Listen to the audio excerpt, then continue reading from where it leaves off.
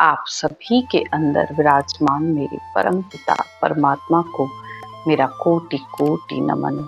आज किसी ने प्रश्न किया है कि ओम मंत्र जपने में व राम मंत्र जपने में क्या अंतर है। इस प्रश्न का उत्तर आप लोग ध्यान से सुनिएगा, क्योंकि बहुत से लोगों को इसके बारे में जानकारी नहीं होती है।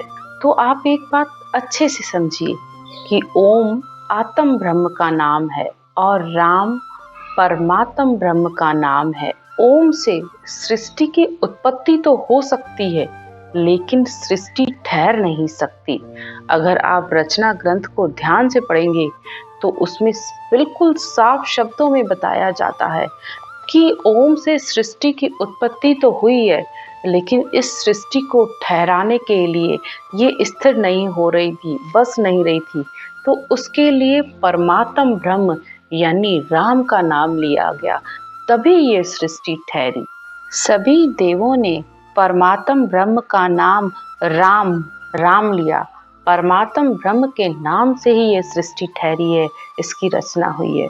इसका उदाहरण आप विश्वामित्र जो कि तपस्वी थे और वशिष्ठ मुनि जो कि गृहस्थी थे। विश्वामित्र तपस्या करते थे व वशिष्ठ मुनि परमात्म ब्रह्म का नाम लेते थे। इस उदाहरण से आप अच्छे से समझ सकते हैं। एक बार विश्वामित्र जी वन से 60,000 वर्ष की तपस्या करके वशिष्ठ मुनि जी से मिलने आए और उन्होंने अपने गुरु वशिष्ठ जी को 30,000 वर्ष की तपस्या भेंट की।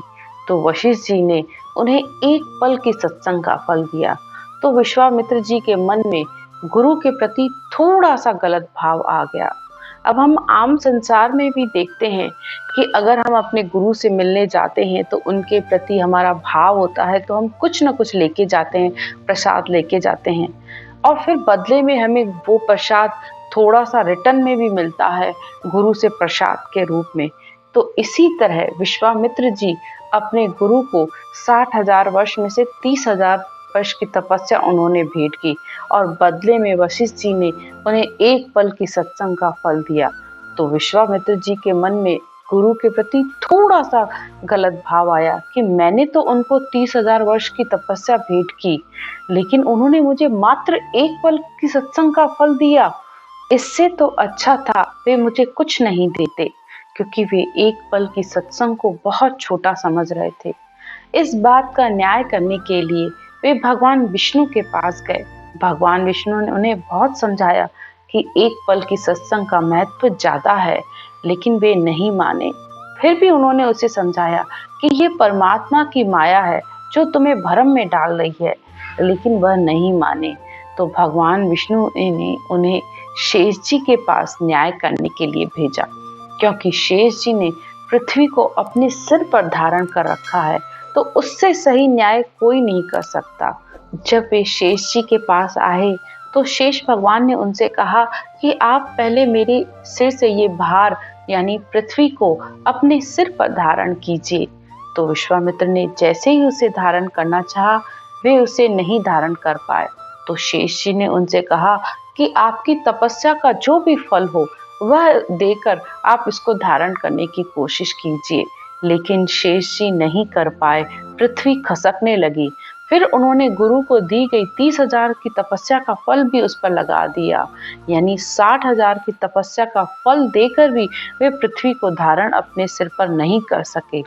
तब शेष भगवान ने उनसे कहा कि आपके पास जो आपके गुरु के द्वारा दिया गया मात्र एक पल की सत्संग का जो फल है, आप उसे भी इस पर लगा दीजिए। तो जब उन्होंने ऐसा किया तो पृथ्वी ठहर गई।